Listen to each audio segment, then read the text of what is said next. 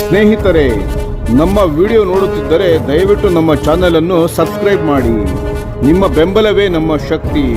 ಪ್ರತಿಯೊಂದು ಸಬ್ಸ್ಕ್ರಿಪ್ಷನ್ ನಮ್ಮನ್ನು ಇನ್ನಷ್ಟು ಉತ್ತಮ ವಿಷಯಗಳನ್ನು ತಯಾರಿಸಲು ಪ್ರೇರೇಪಿಸುತ್ತದೆ. ಹಾಗಾಗಿ ಸಬ್ಸ್ಕ್ರೈಬ್ ಮಾಡುವುದನ್ನು ಮರೆಯಬೇಡಿ. ನಮಸ್ಕಾರ ಗೆಳೆಯರೇ, ದೇಶ ಪ್ರೇಮಿಗಳೇ, ನಮ್ಮ ಯೂಟ್ಯೂಬ್ ಚಾನಲ್ಗೆ ಸ್ವಾಗತ ನಿಮಗೆ.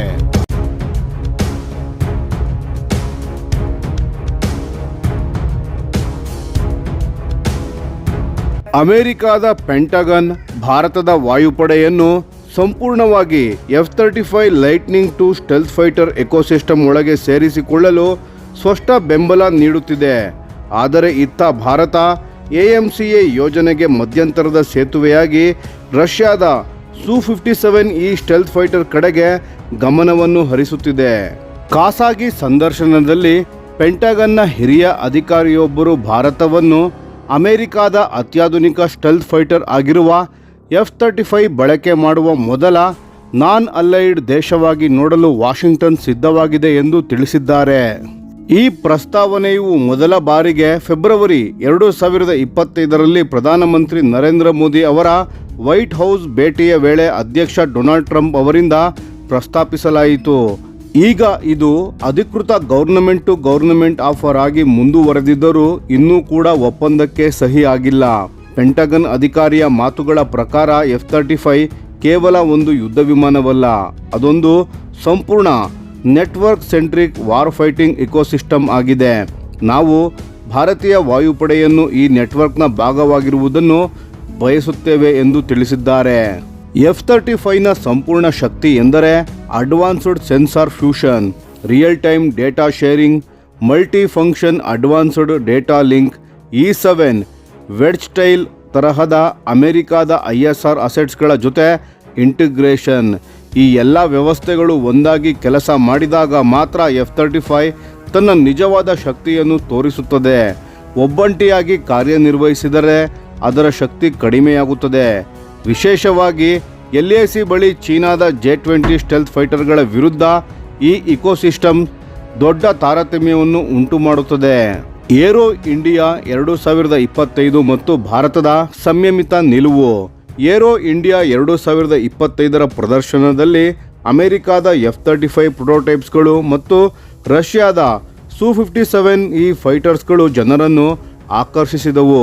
ಆದರೆ ಭಾರತ ಎಚ್ಚರಿಕೆಯಿಂದಲೇ ಮುಂದುವರೆದಿದೆ.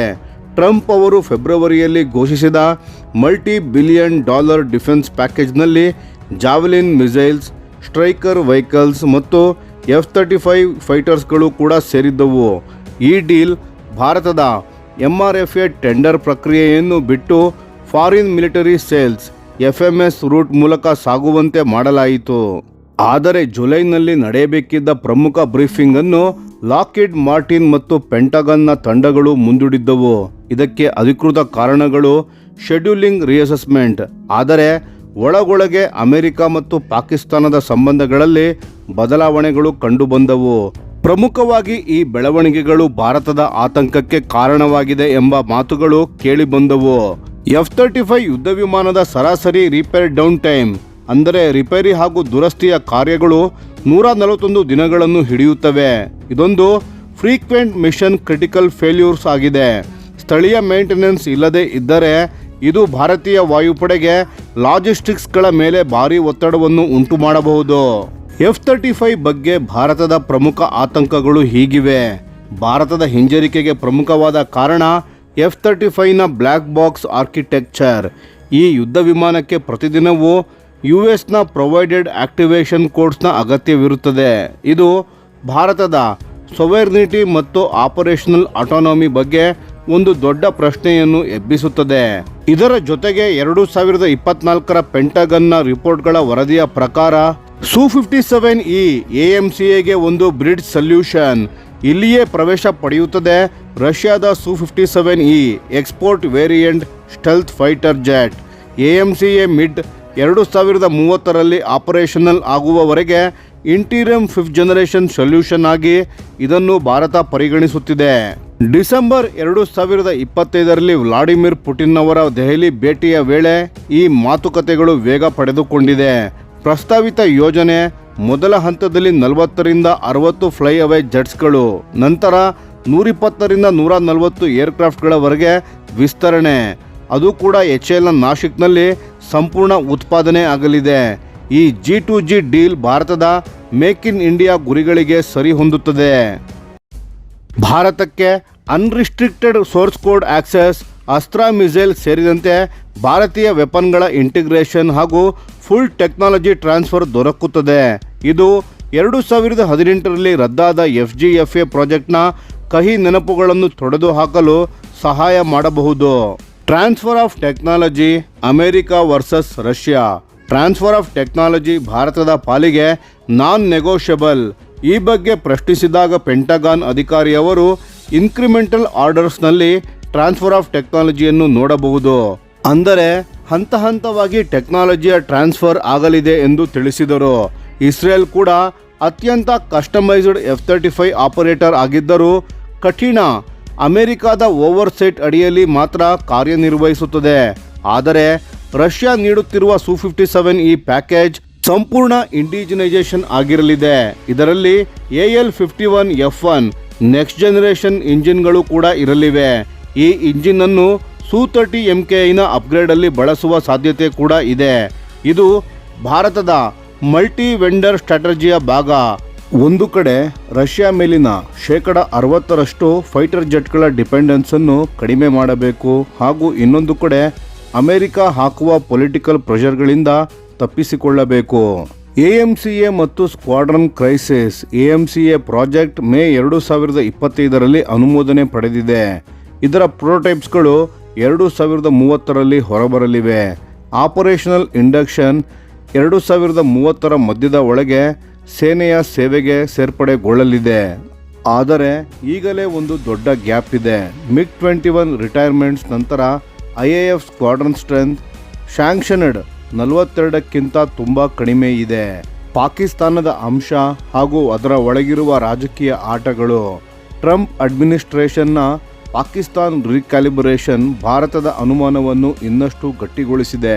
ಕೌಂಟರ್ ಟೆರರಿಸಂನ ಹೆಸರಿನಲ್ಲಿ ಜನವರಿ 2025ರಲ್ಲಿ ಫಾರಿನ್ ಏಡ್ ಫ್ರೀಸ್ ಆದರೂ ಮಾರ್ಚ್ನಲ್ಲಿ ಅಮೆರಿಕ ಸುಮಾರು $686 ಮಿಲಿಯನ್ ಮೌಲ್ಯದ ಸಸ್ಟೈನ್ಮೆಂಟ್ ಏಡ್ ಅನ್ನು ಪಾಕಿಸ್ತಾನಕ್ಕೆ ನೀಡಲಾಯಿತು. ಆಪರೇಷನ್ ಸಿಂಧೂರ್ನ ಬಳಿಕ ಇದು ದೆಹಲಿಗೆ ತೀವ್ರ ಅಸಮಾಧಾನವನ್ನು ತಂದಿತು. ಅಮೆರಿಕದ ಈ ಡ್ಯುಯಲ್ ಸ್ಟ್ರಾಟಜಿ ಭಾರತಕ್ಕೆ F-35, ಪಾಕಿಸ್ತಾನಕ್ಕೆ F-16 ಅಪ್ಗ್ರೇಡ್ಸ್, ಅಮೆರಿಕದ ರೀಜನಲ್ ಬ್ಯಾಲೆನ್ಸಿಂಗ್ ಆಕ್ಟ್ ಎಂದು ಹೇಳಲಾಗುತ್ತಿದೆ. ಭಾರತಕ್ಕೆ F-35 ಬಂದರೆ ಅನ್ಡಿಟೆಕ್ಟೆಡ್ ಡೀಪ್ ಸ್ಟ್ರೈಕ್ಸ್ ಪಾಕಿಸ್ತಾನದ ಮೇಲೆ ಸಾಧ್ಯವಾಗಲಿದೆ. ಇದಕ್ಕೆ ಪಾಕಿಸ್ತಾನವು J-35 ಯುದ್ಧ ವಿಮಾನಗಳಿಗಾಗಿ ಚೀನಾದ ಬಳಿ ಬೇಡಿಕೆ ಇಟ್ಟಿತ್ತು ಎಂಬ ವರದಿಗಳು ಪಾಕಿಸ್ತಾನಿ ಮಾಧ್ಯಮಗಳಲ್ಲಿ ಹರಡಿತು. ಪೆಂಟಗನ್ನ ಅಧಿಕಾರಿ ಪಾಕಿಸ್ತಾನದ ವಿಚಾರದಿಂದ ತಪ್ಪಿಸಿಕೊಂಡರೂ ಸೋರ್ಸ್ಗಳ ಪ್ರಕಾರ US ಅಗ್ರೆಸಿವ್ ಪುಷ್ ಇಲ್ಲದಿರುವುದು ಈ ಕಾರಣಕ್ಕೆ ಆಗಿದೆ. ಅಕ್ಟೋಬರ್ 2025ರಲ್ಲಿ ಕೌಲಾಲಂಪುರ್ನಲ್ಲಿ ಹೊಸ US ಇಂಡಿಯಾ ಡಿಫೆನ್ಸ್ ಫ್ರೇಮ್ವರ್ಕ್ಗೆ ಸಹಿಯಾಗಿದೆ.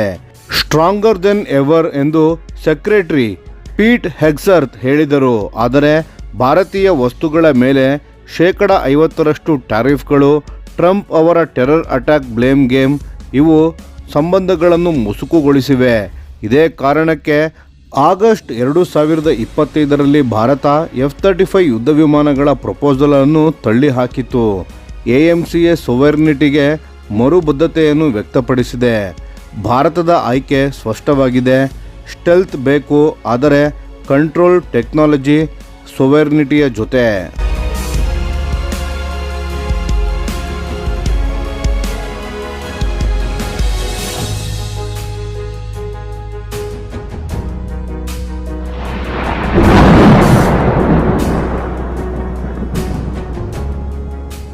ಈ ವಿಡಿಯೋ ನಿಮಗೆ ಇಷ್ಟವಾಗಿದ್ದರೆ ಲೈಕ್ ಮಾಡಿ ಮತ್ತು ನಮ್ಮ ಚಾನೆಲನ್ನು ಸಬ್ಸ್ಕ್ರೈಬ್ ಮಾಡಿ ಹಾಗೂ ಬೆಲ್ ಐಕಾನ್ ಒತ್ತಿ. ಯಾವ ಅಪ್ಡೇಟ್ಗೂ ಮಿಸ್ ಆಗಬೇಡಿ. ಡಿಫೆನ್ಸ್ ಸುದ್ದಿಗಳನ್ನು ತ್ವರಿತವಾಗಿ ಪಡೆಯಿರಿ. ನಿಮ್ಮ ಬೆಂಬಲವೇ ನಮ್ಮ ಶಕ್ತಿ. ಭಾರತ ಬಲಿಷ್ಠವಾಗಲಿ ಎಂದು ಆಶಿಸುತ್ತಾ ಭಾರತ ಮಾತೆಗೆ ಜೈ. ಧನ್ಯವಾದಗಳು.